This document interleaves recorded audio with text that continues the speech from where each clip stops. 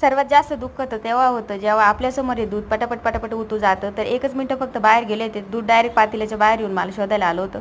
तर म्हटलं असू द्या, सर्वात जास्त तर दूध उतू जाण्यापेक्षाही मला किचन धुवायचा आणि गॅस धुवायचा जास्त त्रास असतो आणि प्रत्येक लेडीजला मला तरी वाटतं याच्यापेक्षा जास्त मोठं दुःख कोणतंच नाही राहत असेल. आणि त्याच्यानंतर मला जायचं होतं ह्या क्लाससाठी आणि ह्या क्लाससाठी मी कशी बेशी आवरून पटकन आले आणि मला ही क्लास लेक्चर ऐकायचं खूप त्रास होतो. म्हणजे खूप मला बिलकुल बी इंटरेस्ट नाही, पण कंपल्सरी असल्यामुळं मला यायला लागलं. तर कसा बसा 1 तास मी इथं काढला आणि सगळ्यात पहिली जाऊन बसले बसमध्ये तर मी, कारण मला सगळ्यात पहिलं घरी जायचं होतं, कारण मी मुलांना सोडून आलते आणि मला मुलांना सोडून 1 मिनटं पण राहू नाही वाटत. त्याच्यामुळे मी घरी आले पुन्हा वापस. तर घरामध्ये पाहिला खूप असा राडा पडलेला होता. दूध पण उतू गेलं तर तरी पहिलं दूध आवरून घेतलं. त्याच्यानंतर म्हटलं चहा करावं, कारण बाकीचे कामं करायला मी मोकळी होते आणि जोपर्यंत मी चहा करत नाही तोपर्यंत सगळ्यांचं चालू राहतं चहा कर चहा कर. त्याच्यामुळे सगळ्यांचं ऐकण्यापेक्षा मी पहिलंच गेल्या गेल्या चहा टाकून दिला आणि शौर्याला पंकुला दूध पण दिलं. आणि चहाचं कसं असतं, म्हणजे जो टायमिंग झाला ना मुलांचा पण त्यांना तेव्हा चहा लागतोच लागतो. त्याच्यामुळं मग म्हटलं आधी पहिला चहा करून घेऊ आणि चहा झाल्याच्या नंतर बाकीचे कामं आवरू. तर आज मी करणार आहे साबुदाण्याची खिचडी. तर त्याच्यानंतर गवती चहा आहे तर बाहेर, तर गवती चहा घेऊन आले मस्तपैकी आणि म्हटलं गवती चहाचा चहा बनवू आज.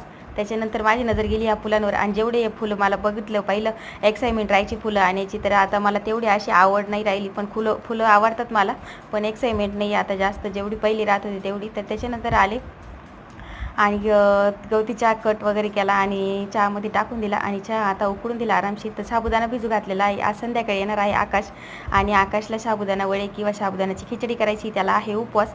तर म्हटलं जसं टाईम भेटेल तसं मी करणार आहे. तर बघू आता काय होतंय, अजून काही प्लॅनिंग नाही. तर चहा इथं मस्त खळखळ उकळलेला आहे आणि शौर्य पंकुला बी अभ्यास घ्यायचा आहे मला त्यांचं बी, कारण त्यांची पण एक्झाम चालू आहे. तर त्यांना दूध वगैरे आता आधी देईन आणि त्याच्यानंतर त्यांची एक्झामची तयारी करून घ्यायची आहे.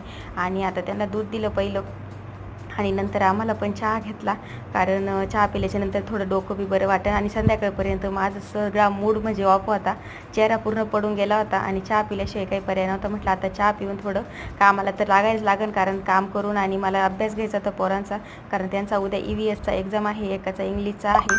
तर असा होता आजचा दिवस आणि आता चहा पिते मस्तपैकी.